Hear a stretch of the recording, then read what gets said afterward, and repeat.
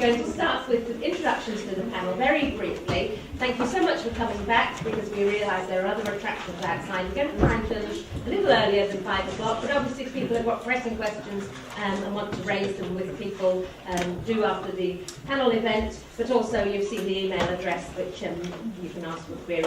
A lot of people have asked whether or not the slides would be available. Martin, are they going to be available? Yep. Yes, I think they will appear on the website, but if you've got a desperate need for slides or PowerPoints, do email the address given from the MODEM address, which isn't really showing up very well on there, but I think people have got it off the paperwork. So it's a great pleasure to introduce our esteemed panel, as they would say.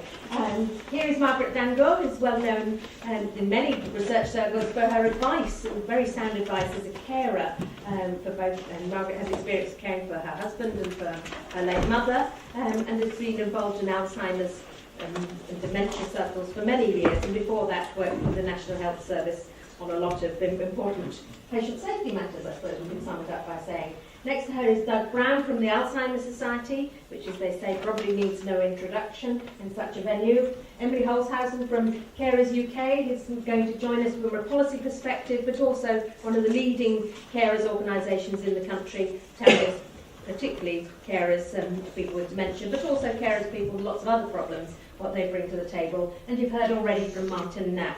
So we're just going to ask people what they, or not particularly Martin, because he said all he needs to say, but three people here for their quick, immediate reactions to what they've heard from this afternoon, and then it's open to people in the audience to debate and to hopefully become critical friends at the start of the project rather than at the end. Emily, did you want to kick off with saying your initial thoughts? Well, my initial thoughts were actually ones of really interesting positivity and joy, actually, having worked on dementia issues for the last 20 years, and obviously, like a lot of people, have experience of this in my family as well. I love the mix of the stats, the evidence base, and using some of the best demographic projections that we have. What I've really started to see here in this project is a real step change in what we're looking at and what we're looking for. So, for example, the people like me, I'll be age 70 by 2040. Will you have got me through my working life without losing my work, having a nervous breakdown, being able to pay for whatever things my children need because I've had care later in my life, my complicated relationships with different divorced parts of family, and my own parents, and like Lucia, I am part of that second generation, and my father, if he gets dementia, I didn't realise the difference between women and men getting dementia, and I think there's definitely some need for intervention there for me and others that we can prevent it. But my father will need German speaker. So, wir finden wir das denn? How are we going to find that? So, I have also had a few, being enthused by the team in front of me, and the enormous expertise here, enthused really about what Carers UK can bring to the table, our knowledge around the policy base and the right space. Can we get a right to care leave, for example, for all of us in employment to help us manage work and care, to go alongside all the evidence base, so we have the right tools to be able to manage our lives? And how can all of our members and our knowledge and experience feed into this? Because the economics, of course, are huge for families, as well as the social and the moral aspects of it. So I come having learned things today, and I'm really celebrating the knowledge that's here in this room and the enthusiasm for the work. Great, thank you. So lots of criticism there then. No, lots of friendship for the project. Doug, did you want to say add bits from the Alzheimer's Society point of view? Yes, thank you, Jill. And yeah, not too much criticism from me either, actually, lots of friendship. I heard earlier on today that dementia is a significant health issue for not just the UK but globally. So numbers are increasing, the cost of dementia is increasing as well. So we need to understand that better, and we also accept that the current model of health and care isn't really sustainable given the numbers are increasing. So first and foremost, it's an incredibly relevant project and very timely. So it's great to see that the NIHR and ESRC have funded the project and that it's got underway. There are a number of elements of it that resonate for me, two in particular that really resonate. The first one is that there will be, going through this process and the tool developed at the end, there will be a way of helping match the needs of people with dementia and their carers to the treatment, care and support that is currently available. And that's support for people across the whole journey of dementia, from pre-diagnosis, so early signs of the condition, is there anything we can do to try and prevent or delay the onset of dementia, through to post-diagnostic support and end-of-life care. And for me, matching the current interventions that are available and the new ones that will be developed to the real needs of people living with the condition is really important. The second one, and I'm hoping this will be the power of the tool that's developed at the end of the project, is to really enable commissioners, but also other organisations like the Alzheimer's Society, to identify what we and they can do to support people affected by dementia. And by default, I think this whole process will identify gaps in where treatment, care and support is lacking for people living with the condition. Our aim at the Alzheimer's Society and a lot of other organisations support people with dementia and their carers is to enable people to live in their home for as long as possible and live a fulfilled life. It's what people affected by dementia tell us that they want, so it's something that we want to try and deliver. So all of the evidence and steer we can have to help do that, then that would be all the better. So not criticisms, but I think just some flags of things that we do need to just bear in mind and keep working on, not necessarily relevant to this project directly, but it was mentioned earlier around diagnosis. Less than half people in the UK get a diagnosis of dementia, which is utterly unacceptable. That's changing, but very slowly. But if we are to provide care, treatment, support for people with dementia, they need a diagnosis in the first place. So we need to keep plugging away at that and try and improve that. But we also need to keep funding research, like at the Alzheimer's Society, through our research programme, through government funders and other organisations, to keep developing new treatments, care and support. We can't just sit back and accept what we've got. There's a lot we can try and achieve between now and 2040. Hopefully we'll have a range of symptomatic treatments, disease-modifying treatments, different ways of caring and supporting people. We need to make sure that we get the right evidence so that we can bring those through to people affected by dementia. But that's it. I mean, really, just in summary, I think MODEM will go some way to help people with dementia and their carers live a fulfilled life as possible, and to be cared and supported in their community for as long as possible. So very much welcome the project and look forward to working with the team to support it and its implementation. Okay. Margaret, would you like to add? Yes, thank you. My role on this project is to ensure the engagement of people with dementia and carers and professionals who work at the front line, and also the wider public, to ensure their involvement through the length of the project. And I'm very enthusiastic about that, in that I really want to ensure, using various means, that people that are down there at the coalface, and carers, as I say, are people with dementia, they really feel in touch with the project. So when we eventually come to the outcomes of the project at the very end of the journey, that it appears meaningful to them and that it has credibility for them. So I was sitting here this afternoon as a carer. My husband has advanced dementia, as Jill said. And one of the issues is partnership. And it's been mentioned by one or two carers today that you can't look at somebody with dementia without looking at the carer. I'm not saying every person with dementia has that informal carer support, but we are both so dependent on each other. I'm dependent on my husband's condition, and his, although he's advanced enough that he's not aware of it, and the pattern of his behaviour is very set now, and he has limited awareness. But I'm still dependent on how he exists, how he, if you like, his physical and mental impairment copes with his daily activity. In the same way, I'm dependent in relation to my capacity and also the supportive network around me. So each of us are different, and each of us reacts to the caring role, and the dementia journey within that person with dementia differently. And I would want that to somehow be picked up within the research as it progresses. And there's another issue that comes to mind in relation to changing in society. I feel my generation now, we're a bit of a cash cow, and that isn't political for the government. But, you know, there's low interest rates, so we aren't making a lot of money, and yet we're spending an awful lot on our care. And in fact, my mother, who was a different generation, of course, she died last year, and I always quote this at national conferences, but I think her care in a nursing home for 13 years cost £400,000. And I totted up the cost of my husband's daycare recently. He's been at a marvellous day centre, and the manager of the day centre is here today. His care has cost up about £55,000 now. And I'm just wondering, you know, in these days when we are now supporting our children to buy their houses, etc., etc., the working age is going up. You know, you're going to have to work longer. It's all sorts of changes within society. Is that money going to be there for the informal carers, the families, to help support the care?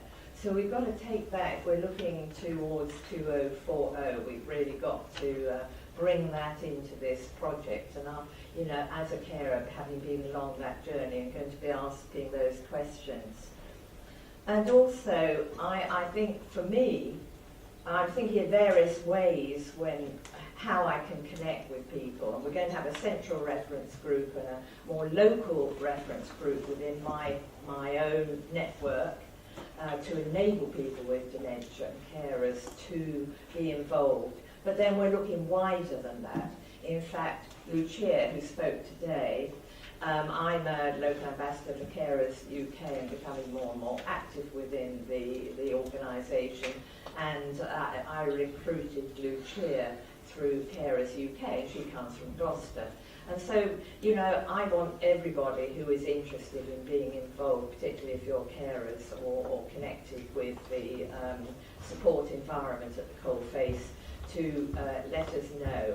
And then we'll bring you into involvement in one way or another right through the project, if that's what we want to do.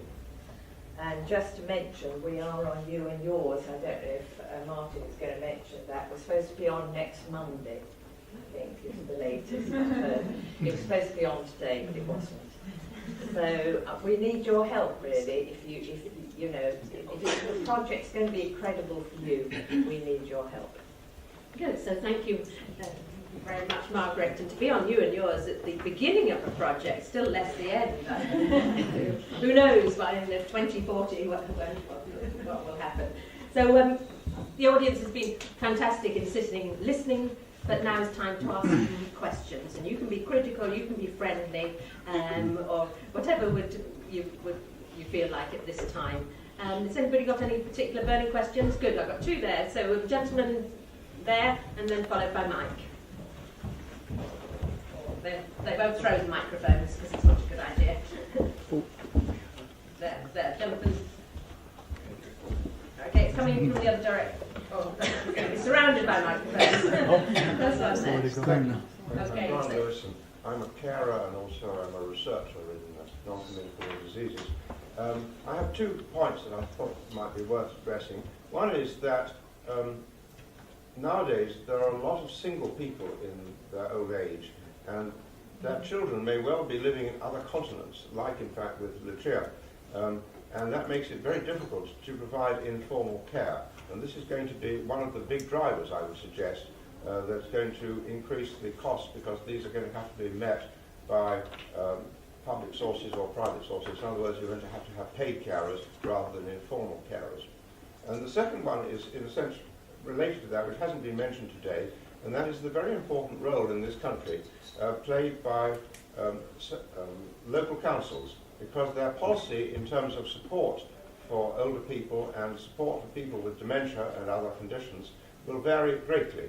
And I would suggest that it may be possible to learn good practice from some councils, which probably have very good practices, and perhaps apply them to others. And this is something which perhaps needs to be taken more into account. In other words, we don't just have a single national model. We may well need to take account of local conditions. And of course, corresponding to that is putting dementia research and care higher up the local political agenda. I think government, central government is seized of it, but local government very often not. So a number of points. I know Emily wanted to respond to that. Is the mic available this side? Just down here on the front row. Great. Emily, would you like to address the first point about people living alone, maybe with children and without? Thank you very much. Yes, these are very good points. I think in terms of the current very older population, when we think of their relations with their children and the availability of children, there actually haven't been quite as many changes as sometimes people suppose. If we've done studies looking at, for example, the proportion of people with a child living within half an hour's travel, and it hasn't changed an awful lot. But there are things looming further ahead which will have more of an impact, particularly things like divorce, which have a very big effect on older men's relationships with their children in particular. And then, of course, the other angle that somebody was asking me about at tea is when we think of groups who've moved here quite recently and their parents may be in a different country.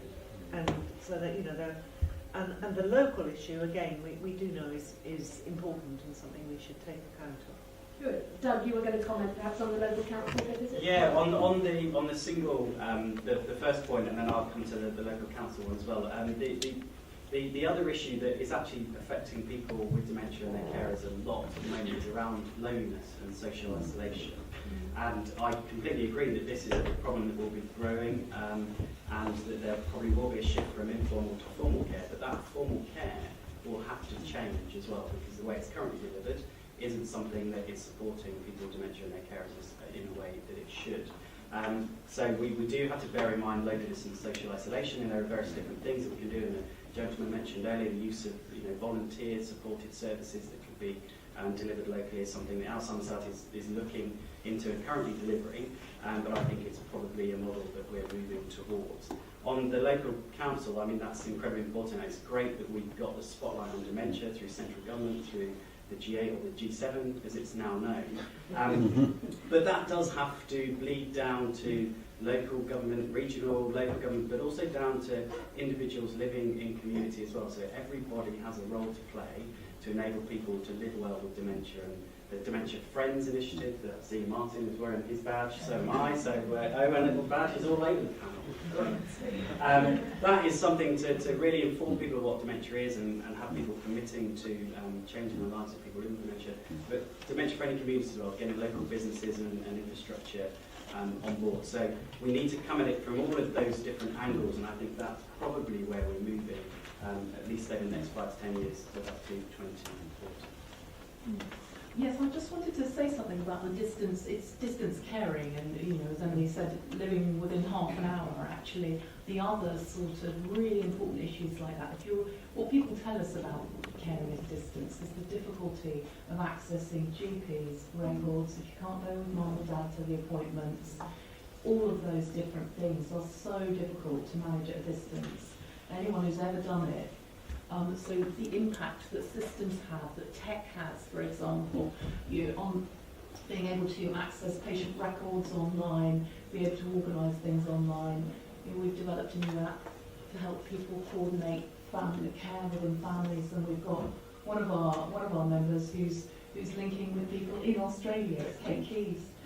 Who's using it, and it's those sorts of solutions. Maggie Ellis knows, the future of tech. Where are we going to be? What have we got now that can help people? So I think that for me is really important, along with the changing demographics, where we potentially have one older person or 2 older people living together with comorbidities, supporting each other, co-caring relationships. People tend to look at each other as being the carers, and they forget the son and daughter underneath, who are the mainstay, the backstop, the supporters. and the enormous stress on them. They are in that vulnerable demographic just there, at the sort of 60 to 78-year age group. So I think I would like to see a greater. You mentioned sort of telecare, telehealth, but really those sorts of tech systems that people have. How can that really help us care for our families better? That's better for all of us.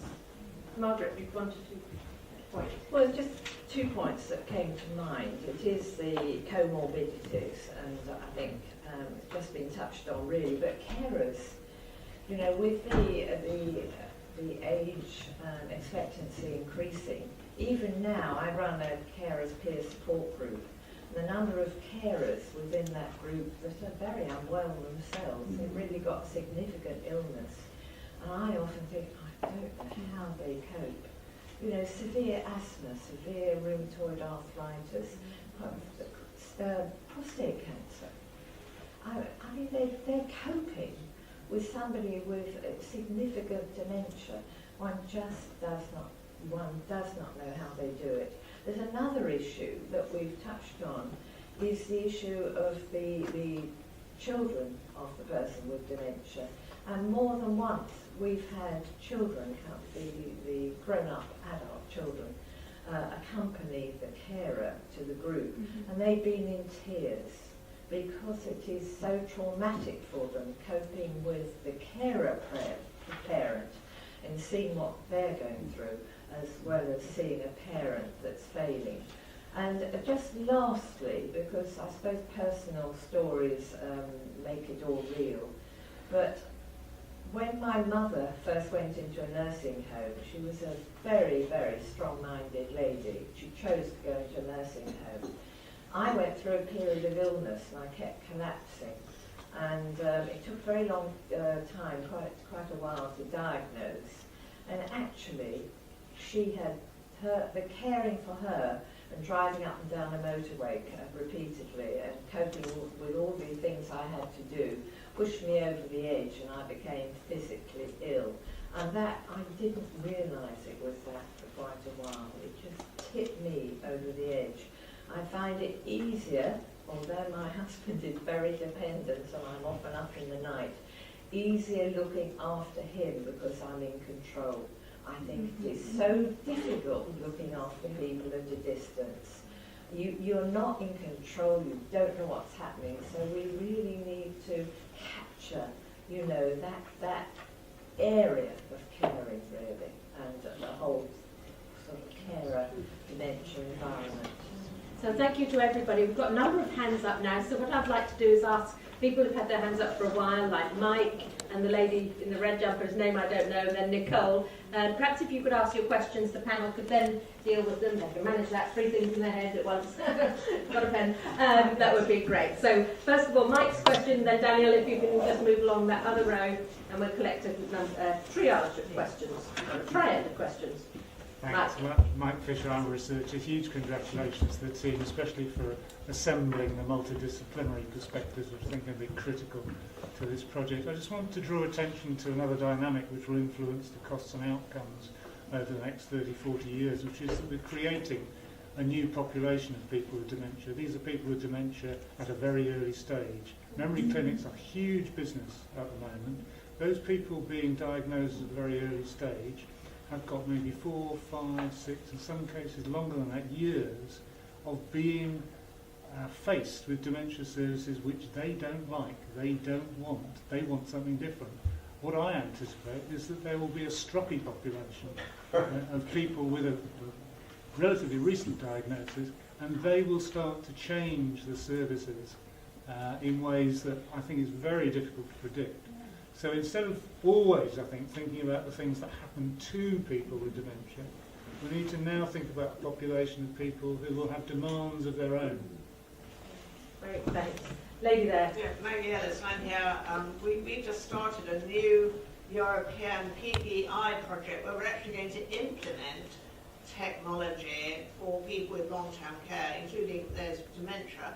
And I wanted just to push the whole field of technology in this debate, because there are now some very good examples where not only the person themselves with dementia can be helped, for example, in a French care home where iPads have been implementing a happier residence because they've been watching programs which they like, with fish and animals repeating activity.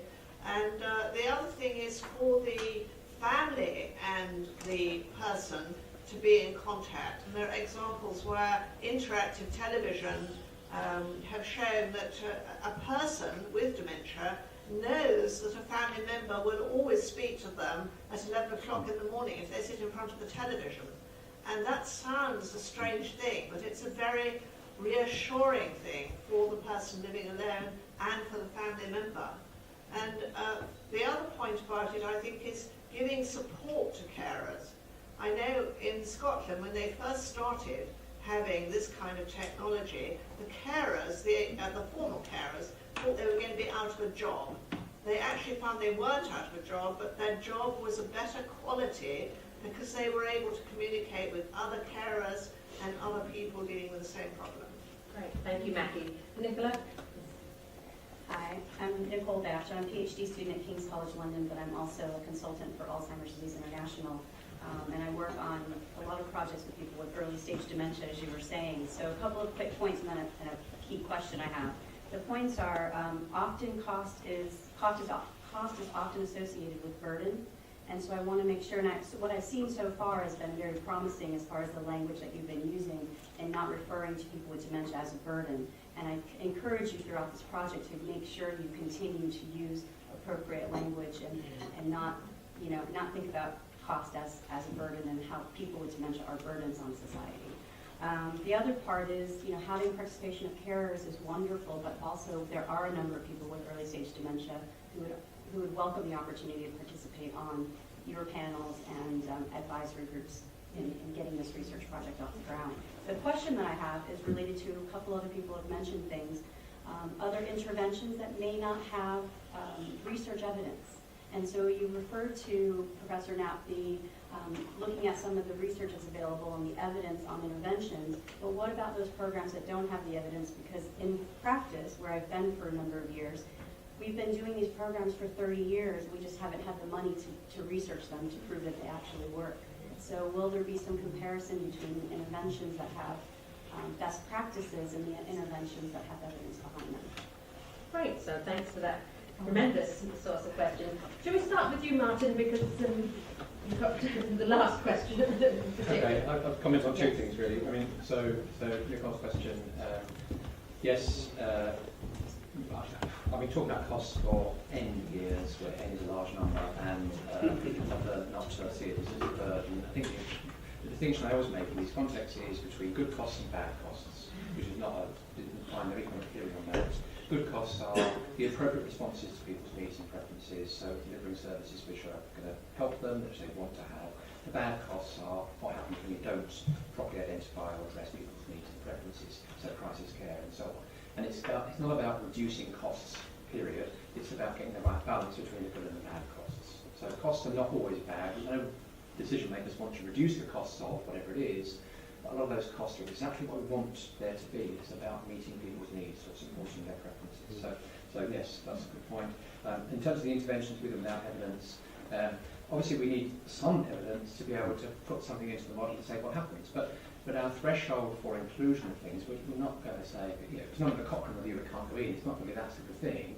So we have to be confident in putting something into our models to see what happens if you overlay better quality services on what's happening in standard care at the moment. If we do that, we need to be confident that that kind of outcome or cost impact is supportable in some way. Okay, but we can do that kind of speculative analysis, and I think with given the rapid development of new treatments and supports and so on, we can't wait for all of those to be fully evaluated before we include in models. So we'll have to make sure we do include those things. I'll stop there. Thanks, Martin. Emily, did you want to add anything to one of those 3 points there? Technology, stroppy people with dementia. I love the stroppy bit. I just think it's so true. And we can't predict what will happen, and it's quite an exciting time actually when we might see some fantastic organic change as well, which was in our power to change. I was going to get back to Nicole about the hideous term burden, which we don't use and we try and erase in other people's language because it's disrespectful and to people that we love as well as anything else. And I'm afraid we are, in a way, burdened because, as you know, there's the carer burden index. So academia, unfortunately, also reinforces it because you have to quote the original name of these things, which doesn't help. So if you have any way of reshaping that debate as well, without sort of promoting it onwards, that would also be good. And as Maggie said, I just want to say again about the tech stuff. I just am so excited and wish in a way some of this tech had come earlier for my family, like the iPad. You know, instead of being plonked in front of a television programme that everybody has to watch because you have no way of escaping it in the recreation room and you just hate it. You know, we have the ability to do things in a much more tailored way in places that people want with a portable technology that's so friendly and so adaptable and brilliant for visual impairment, hearing impairment. It can be so disability friendly and it's normal. It's the technology that everybody has at every age. And Maggie's also right about the telly. It might seem odd, but the trials around people receiving information through a trusted object is quite startling, isn't it, Maggie? So, yeah, some sort of surprises there, but also a passion about normalising support. Thank you. Yeah, just 2 or 3 points I wanted to make, and firstly pick up on Mike's point about the stroppiness. I think that stroppy group could actually grow over the decades. We've not just because we will hopefully be diagnosing earlier, but the research evidence shows that actually the changes in the brain start happening probably 10 to 15 years before the first clinical sign. Now, we don't have a test that can identify people that fall into that category and give an accurate prediction of their risk of developing dementia and give them tips on how to reduce their risk, but we might be able to at some point in the future, and if we can do that, then that's another group of people that we have to make sure that we work very closely with to identify the needs and try and meet the needs of that group of people. But just picking up on 2 points that Nicole made, I'd completely endorse your suggestion to involve people with dementia, and I would hopefully see that as a way we can work with Martin and the team. We have a research network of 250 volunteers of people with dementia, current carers and former carers that help on research projects, so hopefully we can do the same for MODEM.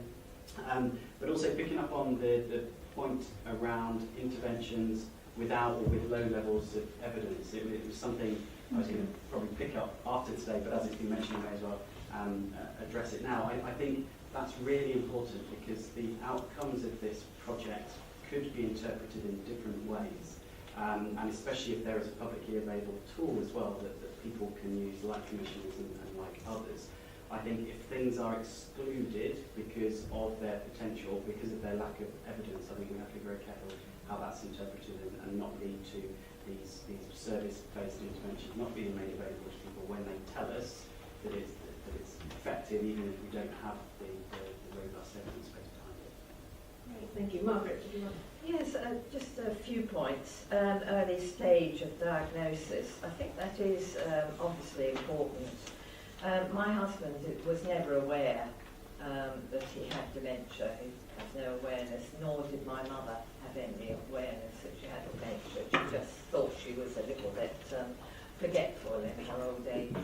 And that's how she felt for the years she was in the nursing home. Technology, well, another personal illustration. When I went to see my mother in the care home, I would talk to her. She was very talkative and repetitive. My husband very passive. And I always took my iPad because he just loved looking at the family photos. You know, you did a slideshow and he'd watch those forever. And it was very helpful. But also all sorts of things on iPad, like games and other programs, you know, really good iPads, and I know they are introducing them into some residential homes. Support, oh yes, the burden issue. I don't think the carers that I come into contact with think it's a burden to care. They take it on as a responsibility.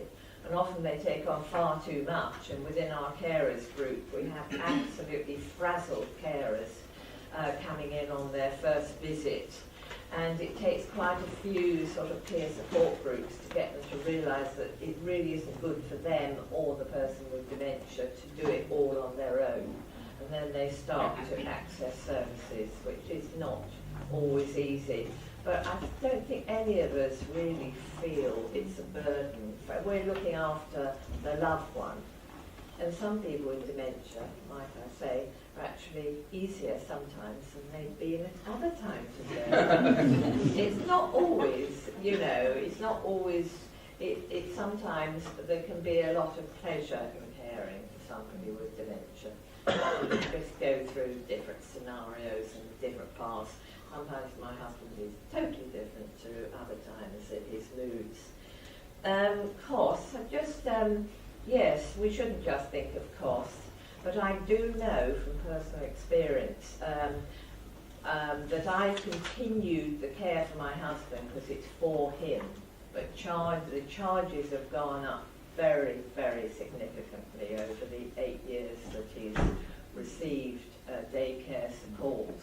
And I do know that friends of mine, other carers, they're not accessing the level of care frequency that my husband has, because so many of us, the older population, are self-funders, and it just frightens them, the amount of money they're having to spend. So, you know, it's not that, it's certainly not a burden, and people pay what they feel they can, but it obviously is an issue for people.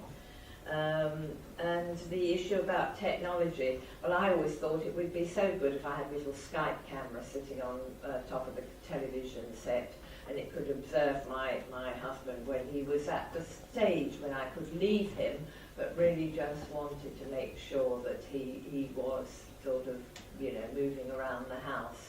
And I think technology is really going to advance in the future. There's all sorts of issues, aren't there, about, you know, whether, you know, permissions and all that. But I do think technology, one can see ways that it could be really helpful in the future. There. Great. So, is there another question too? Yes, there's one there, one lady there, and gentleman at the back. So we'll take again a threesome, shall we? It is, I'm Ulate from the Alzheimer's Society Research Network volunteer. And by way of commenting that calling carers as unpaid carers is not like Margaret. I agree that we care for our love of our husband or the wives. And by their acknowledgement of we give them, we don't need a monetary return to us, and we don't expect for that. The same thing to me is calling carer, unpaid carer as family carer. It's not, from my angle, it's not right. Because again, we are paid back by the people we care for. And that is a very satisfying caring for 24 years to my wife. That was a reward to me, and it's an opportunity for me to care for. So from the research done now, they are also changing this burden, the word burden. I don't treat and look at as a burden. It's just pleasure, and sometimes pleasure with exhilarating, as well as nervous and very frustrating. But we went through, and that is for the love of the care we provide to our loved ones. So to me, those two terms seems to be, for me, from my point of view, is not. Thank you. Thank you. And there was a lady, Daniel, have you got the microphone, the lady there? Is this on? No? Yeah. Okay. Hi there. My name is Zenith. I am an early career researcher and analyst at Essex County Council.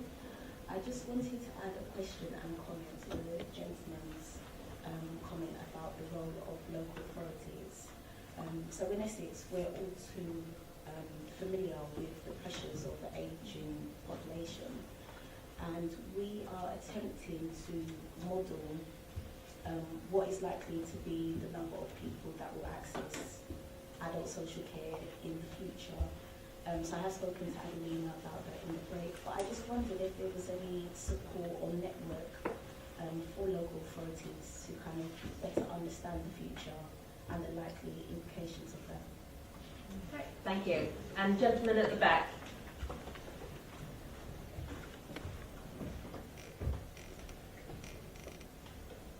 Cap Crawford, Senior Voice. Can I make a plea that we all get into the same boat and we all start rowing in the same direction? Because if we're going to make an impact on dementia in the future, we've all got to be working together. And at the moment, there seems to be a whole series of factions around dementia. In Devon, we've got 18 towns and communities working towards being dementia friendly. Only 5 have signed up to Dementia Action Alliance.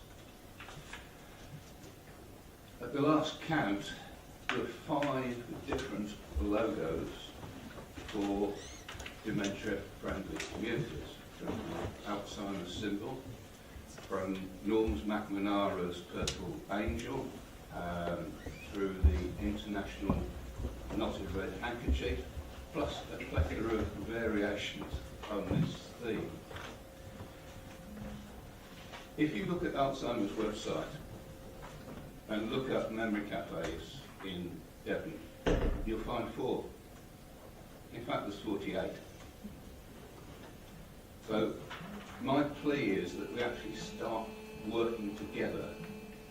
We need to be providing people that have got dementia with all the information, not just part of it. We need to have something that everybody will recognise, not people from various locations. Great, thank you. Lucia, did you want to chip in there? Yeah, just very quickly, I have to agree with that gentleman about duplication, because only just recently I was at a carers forum, and just within one locality there were about 4 different organisations offering memory cafes of one sort or the other.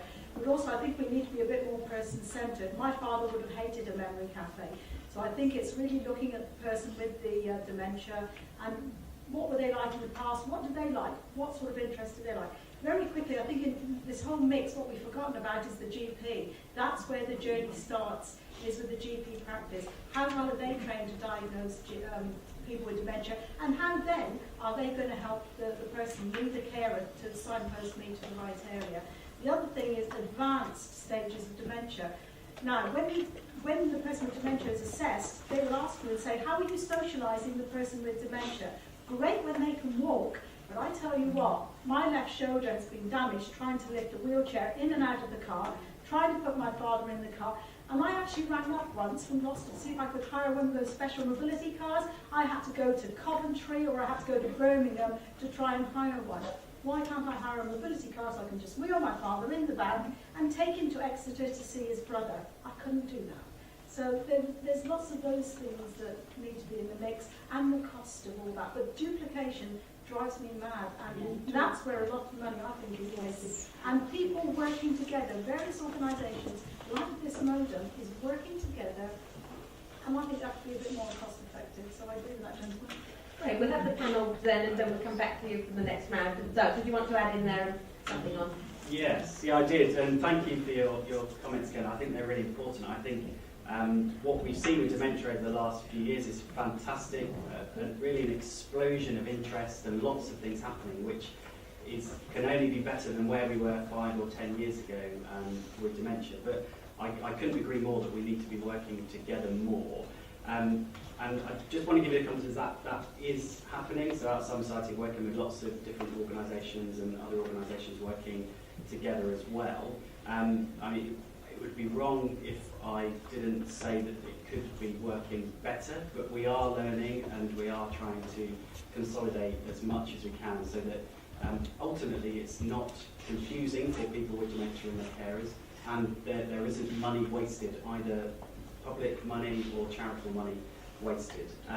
On the two specific things that you mentioned, so the first one around dementia-friendly communities, I think this is a symptom really again of people realising the need of developing dementia-friendly communities under whatever banner, but them happening so quickly that through the Prime Minister's challenge, I think the dementia-friendly community champions group was set a target of establishing 12 or 15 dementia-friendly communities by 2015. They've already got 60. So they've revised that target, which is great, but we have to make sure that they're all set up in a similar way, or at least in a way that's helpful locally. And so dementia-friendly communities, we're now working with the British Standards Institute, BSI, to come up with a standard for dementia-friendly communities so that we can roll them out in the same way, in the way that we know is working for people with dementia and their carers. And you also mentioned about dementia cafes. So the search that you would have done on our website, the Alzheimer's Society, would have picked up Alzheimer's Society delivered services specifically, which is important to make people aware, but we realise doesn't give everybody the full picture. So actually we're working on a new web-based tool that should be launched in the next few months called Dementia Connect, which will have details of all services that will be delivered in a locality, in a region, that are relevant to people with dementia and their carers, regardless of who provides that service, because again, that's what people have told us they want. We've invested in that, and we'll be launching that hopefully in the next few months. So hopefully things are moving in the right direction. We could go a bit faster, I think, but no, we're definitely moving in the right direction. And just to pick up on Lucia's point around person-centred care, I think that's key. There isn't a one-size-fits-all. We have to make sure that we are aware of lots of people's different needs. Now, it's not compulsory for the panel to answer every question. So, is there anything anybody wants to respond to in either of any of those questions? Martin? Or Emily? Well, very quickly, I pick up on a number of points that come together, which is about sort of local circumstances, variations, individual circumstances, personalisation, and so on. And just kind of a note of caution. I mean, in the model, in our study, we can't necessarily reflect all that. I absolutely agree that the importance of that. What we can do is, we're obviously constrained by what data are available already. We are collecting new data from about 300 people over time. We are going to have focus groups. We are going to have qualitative interviews as well as these quantitative indicators. So we'll do a lot of that. But I agree that we need to be able to understand what works for whom, in what circumstances, and in response to what preferences. So we need to make sure that we have got that in our systems, and what we will be doing in the project is to provide a framework around which you can hang a lot of that variation in response to individual circumstances and preferences. Emily?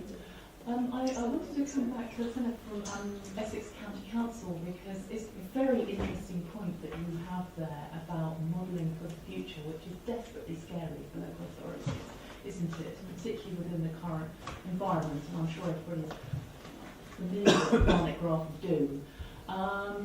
If you don't know what that is, Google it. It's life-changing for us in social care. But what I find really interesting is when I look at prevention and risk areas, and I don't see that reflected in health and wellbeing plans, for example. There's not a lot around trying to help carers in that sort of job and work and care cohort. Most carers assessments go to older people caring for older people, so it's the husband, wife, partner, couple. So I think for the future, this is where we can really embed the learning, and I'm sure the researchers here would do something in particular for people exactly like you, because you hold the key for information for local services planning. That data is so valuable. You have the opportunity of using that public sector budget to best effect. So that's where I hope the power of the knowledge would go to you. Margaret? Well, I couldn't let this go really without mentioning that the borough, I mean, there's so many people here. I've got 16 people here today. I don't know if they all came in the end from our borough. And for some years we've been, I've been on the strategic level group for designing services around mental health, and particularly now for elderly care. and I don't want to embarrass them by mentioning them, but we do have a commissioner here. We have the GP lead here. We have more than one representative from the Alzheimer's Society and the lead for the dementia-friendly community, one of the Alzheimer's Society members. We've got carers, we've got people with dementia attending, we have the manager of the day centre. So I would just say that, and we have the individual running Shared Lives in our locality. I haven't seen her today, but she meant to come. I'm not sure if she's here. But, you know, there's a whole range of people. I just want it really, we can't do everything within the community, but I can, you know, working together, you're absolutely right. You can get people working together from all the different interest constituency groups. It certainly enhances the delivery of services for people with dementia and carers. And it's so, what shall I say, it's such a constructive way of working. Great. I think we've got one question I saw signposted, and then if there's anybody else for the last question, if not, we'll begin to draw to a close. Would you just, Daniel, you've got the mic there. Did you have, were you wanting to ask a question? Yeah. Oh. 5 minutes ago, she was to ask a question. No, I've forgotten the lines. No. If I had to involve anything, on the board out there, one of the things that keeps coming up quite a lot is the word inclusive. And for me, I think if you're going to try to engage people and you want a legacy, it's very important to be inclusive. You look at dementia friendly, for example, it's brilliant, and we all know we're all on the same page. But if people don't see themselves reflected, and there's lots of research on it, they don't believe that it matters. It doesn't affect them. That's the point. And one thing that you also find, LGBT groups, for example, feel very excluded. So, you know, inclusion is a range of things. It's how you interpret it. It's not particularly one group.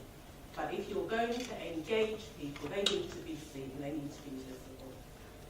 That's a fantastic note to end on. Yeah. I'm allowed to do just one advert, which is to say that we've got our first ever event at King's about Hispanic and Latino people with dementia in the next couple of weeks, including some Mexican dancing.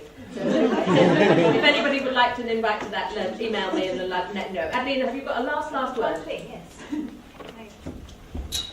I think I don't know if you're aware of it, but we have somebody here who's going to video any of you who would like to answer a question that would be extremely helpful to us, which is how you see dementia in 2040, or maybe how you think it should be.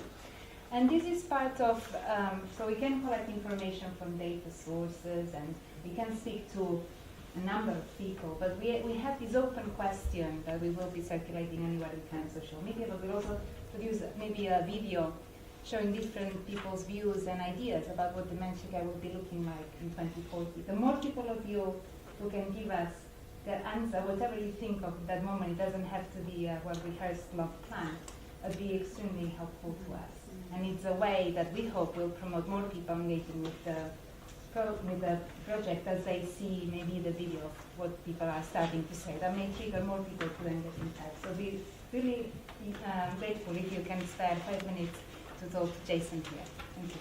Okay, I'd like to thank all the speakers, particularly members of the audience, for their contribution to this afternoon. I'd like to congratulate the funders for their eminent good sense in giving money to this project. And by the funders, I do mean you, the taxpayers. So that's even better. I'd like to thank the research team to remind them that they've got critical friends and stroppy people with dementia, going to be keeping an eye on them. And I'd like to wish everybody a very nice rest of the afternoon, the rest of the day. And thank you so much for coming and making this such a great success. Thank you.